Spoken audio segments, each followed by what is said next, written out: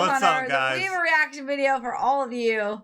This link that is below me is in the description box, and it is where you can submit your reaction requests for lots of things like movie scenes, music, of course, compilation videos, bloopers, yada, yada, yada. Yada, yada, yada. Today's video is brought to you guys by Brian, who is bringing us the best Dvorak Symphony Cycles by Dave Hurwitz.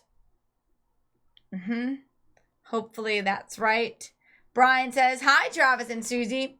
I used to think I knew the classical repertoire very well, save for opera, which I do not know as well as I should. And perhaps I do when compared to a random sampling of folks from the grocery store or the laundromat. However, I no longer hold this belief after I encountered the YouTube channel of music critic Dave Hurwitz of ClassicsToday.com. This guy not only knows classical music much more extensively than anyone I have ever witnessed, but he knows the discography... More than you, Brian? I don't know. But he knows the discography nearly completely. That's impressive. And his assessments of recorded performances are almost flawless. I had augmented my knowledge of the repertoire considerably because of him when I had too much time on my hands during the pandemic. Unfortunately, by no fault of Dr. Hurwitz nor his channel, Mr. What did I say? Doctor. Could be. Giving him upgrades here, you know? Some unanticipated tension arose in our home to the extent where I can no longer say his name, nor even vaguely refer to him in front of my wife. That's because I mentioned to my beautiful and brilliant wife that she reminds me of him, Brian. I was careful to tell her that she looks nothing like him or any man for that matter, nor does she sound like him or have any of his mannerisms. However, if you were to write a transcript of what he says, there would be long stretches that are exactly what I've heard her say before. That's because she has considerable experience as a professional musician, has disdain for musical elitism, and has market research experience in the record industry. Well, I hope that she sees the compliment here that we see. Okay. Unfortunately, none of this mattered when I tried to clarify. So my unsolicited and friendly advice to both of you and your fans is to never, and I mean never, tell any of your friends or family, especially if it's your spousal unit, who they remind you of. Here's Mr. Hurwitz discussing an outstanding box set of Anton Dvorak's 9 symphonies. Dvorak is a very much underrated composer, and his symphony cycle deserves to be as well known as Beethoven's, Brahms, and Mahler's. Gosh, I'm sorry if I mispronounced those. I shouldn't. One final note in anticipation of the question Travis might ask. The instrument hanging behind Mr. Hurwitz is a tam-tam. In a couple of his videos, he hits it. And whenever he does, there's a risk of blowing out your speakers. Don't worry, though. He does not touch it in this video. Please start at 16:16 and stop at 23:12. All right. You know me, Brian. Tam-tam! I'm sure that your wife is absolutely amazing and fabulous and all that good stuff, so... Yeah, I mean, what he meant is that his masterful, eloquent speaking reminds him of her because she also is eloquent with her words and speaks so lovely and gracefully, as I'm assuming. Yeah. I'm sure she looks nothing like him. She's said that. Stunning, I'm sure. He said she does not even resemble a manly feature. Yeah. So, you know. Yeah. Well, as far as I'm concerned, she's a 10.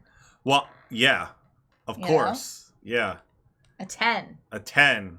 So we can come up in lots of conversations at home. Yeah. You can speak of our name because... Yeah, because we called her a 10. Because that's 10. What she is in her mind and with her looks. Mind, body, and spirit. That's right. You know, so you may as well be a 30. 30 so, plus. There. Okay. Hit the like button and subscribe. But now we come down to what? The final 1, 2, I think 4 of them? Yeah, something like that. Final 4. Or 5. How many here? 5. See, there's more than we thought. These are all really top-notch. Completely, totally, recommendably top-notch. Number 1, Sweetener on Brilliant Classics. This is like incredibly inexpensive. This also has no weak performances. They are marvelous. The weakest performance is the Scherzo of the Fourth Symphony because of the creaking chair. It happens to be a great performance of the Fourth Symphony and a great performance of the Scherzo. But the damn creaking chair, you know, it's going da da da da da da da da da da da da da. Oh, it's so annoying. It's even more annoying than my singing. And that is annoying because some of you commenters keep saying, oh, I love your videos, but please don't sing.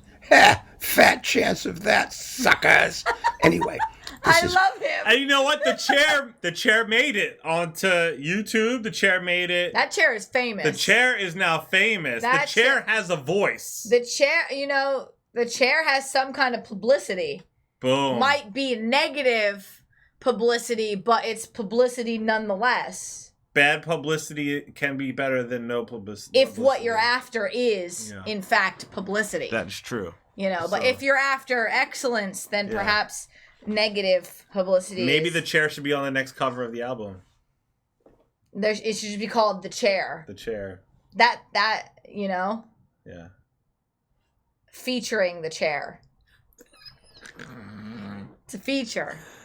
Great Dvorak. And to show you, I am going to play you a little bit of the third movement of Dvorak Symphony number 2. Because Gosh. here is a cycle where the early symphonies are done just as well as the late ones, and they come off sounding fabulous. This is my favorite recording of the Second Symphony. The Second Symphony, let me just tell you a minute something here. The Second Symphony is a beautiful, beautiful work. It's the first of Dvorak's 3, he wrote 3, pastoral symphonies, pastoral style. The works in question being numbers 2, 5, and 8. All of them have a notably pastoral character to them. But the Second Symphony, this third movement, technically it's a scherzo, you know, as an A-B-A, scherzo and trio sort of thing. But I don't know. It's big and it's long and it's beefy and it's very developmental. Beefy. That's and a good it is word. Gorgeous. And it sounds like absolutely nobody else in the universe. And it was written in the 1860s. I mean, think about that, you know? It's really astonishing because after the First Symphony fell apart or got lost, Dvorak just wrote another one. And one of the indications of just what a great composer Dvorak was is the growth from the First Symphony to the Second Symphony. I mean, it's amazing. It's like night and day. The problem with the Second Symphony is that it's quite long, and the first movement has to be kept moving. It needs a lot of energy and juice to keep it going. And the slow movement is also quite long, and it's beautiful. It's actually based conceptually in terms of sound and what Dvorak was doing on, I think, it's my theory, on the love scene from Berlioz's Romeo and Juliet, which Dvorak knew. He played it. He played all of this music as a violist in the orchestra.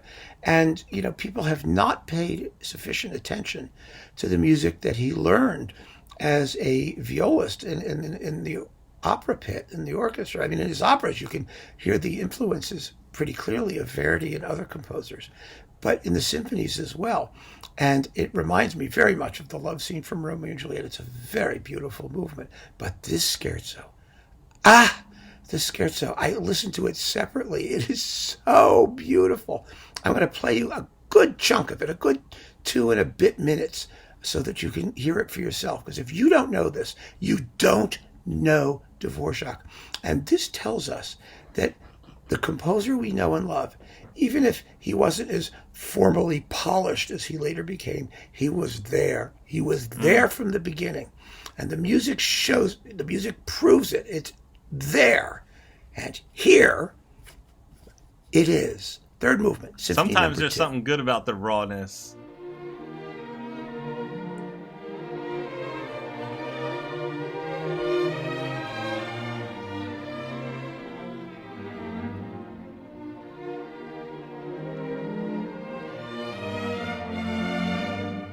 Wow, that is polished. It's beautiful.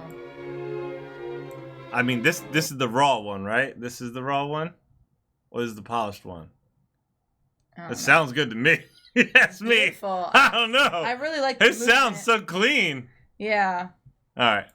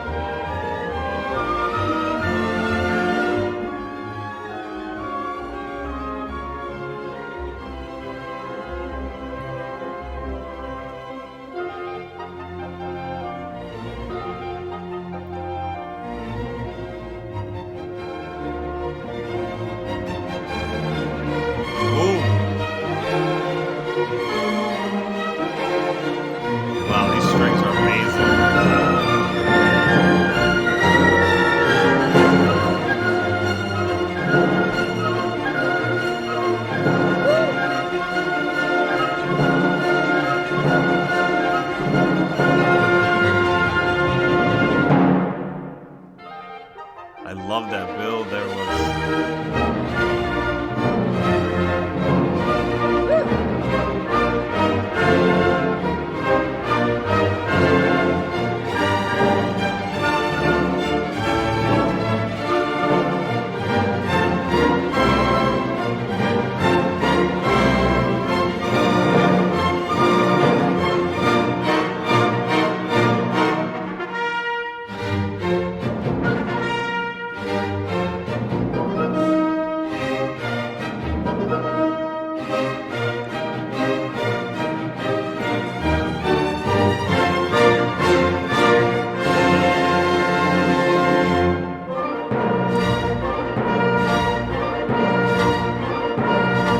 This is fun. This is a fun one. I like this. This is a good time. Isn't that just fabulous? Fabulous. I mean, come on, folks. Who could not love that? You have to be out of your mind. It's just, it's exquisite. It's fantastic. Exquisite. That's a good word. I love him. Sweetener's Dvorak cycle is absolutely first rate. Nick. All right. Well, what I have to say about this, though, is this man is so excited and so joyful about sharing his passion that, like, I feel like this is something that I could use in our homeschool curriculum. Like, I feel like this is something that makes classical music exciting to learn about. I mean, just his way about it. It's so happy and joyful and gentle. I really like him. Yeah. You know, Brian, I was thinking, this just randomly popped up in my head when I was listening to some of this, but it would be wonderful if, when the season comes, of course, if you could find us some amazing like orchestras and such, choirs of like Christmas songs when the season comes, of course. It's upon us. But I think that would be a good time, because I'm sure Brian knows, like, he knows the good stuff. You know what I'm saying? Yeah. Yeah. Anyway, that was just a little tidbit right there. Guys, thank you for hanging out with us, of course. There's that link right there. You can find this link in the description box below the video, so you can request your own personal reaction video. It could be for some classical music, holiday music. It could be movie scenes, comedy skits, compilation videos, anything with a link on YouTube. Hit like and subscribe. Stay tuned. Stay positive. We love you guys. We'll see you next time. Bye. I just wanna bang my What